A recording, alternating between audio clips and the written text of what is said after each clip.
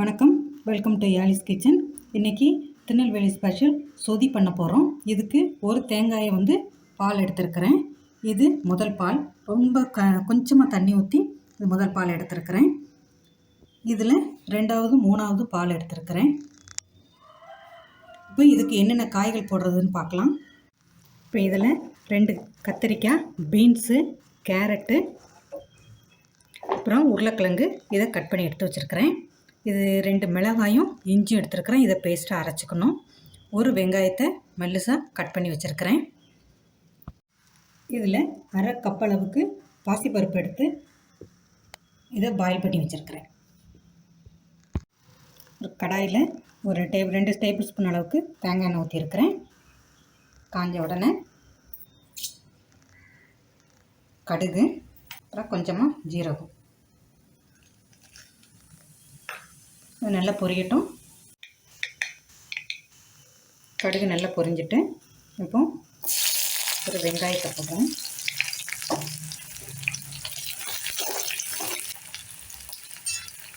இதில் காய்கள்லாம் போட்டுடலாம்.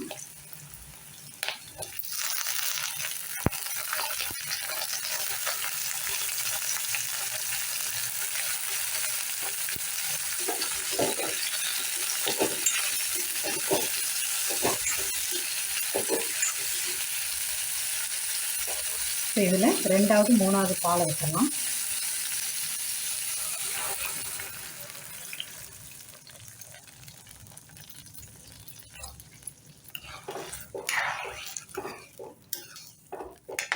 இது நல்லா வேகட்டும். மூடி வைக்க வேண்டாம், அப்படியே வேகட்டும். இதில் அரை ஸ்பூன் அளவுக்கு மஞ்சள் பொடி போட்டுறேன். மீடியம் ஃப்ளேமில் வேகட்டும். இப்போ காய் எல்லாமே வெந்துடுச்சு. நல்லா இந்த ஸ்டேஜில் வேக வச்ச பாசிப்பருப்பு சேர்த்துடலாம்.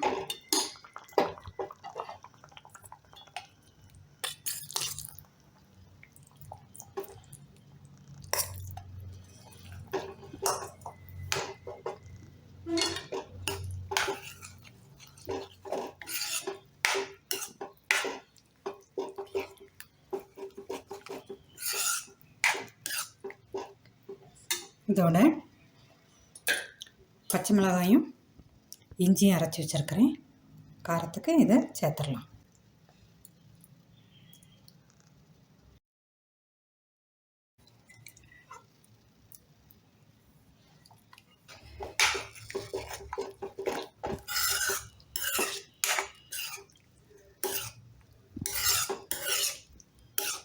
இப்போ இந்த சொதிக்கு தேவையான உப்பு சேர்த்துடலாம்.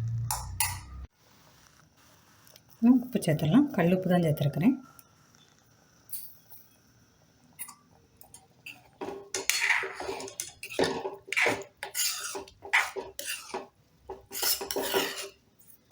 ஒரு கொதி வந்தோடனே பால் சேர்த்துடலாம்.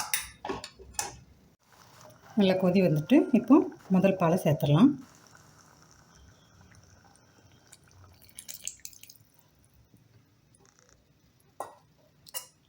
பால் சேர்த்தப்புறம் கொதிக்க வேண்டாம்.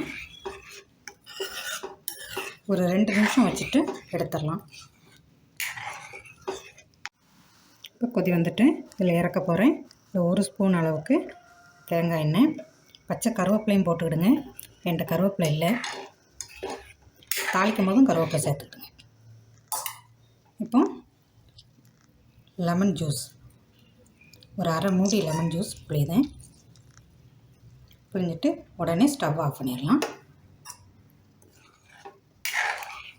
நல்ல க்ரீமியான சொதி ரெடி ஆயிடுச்சு.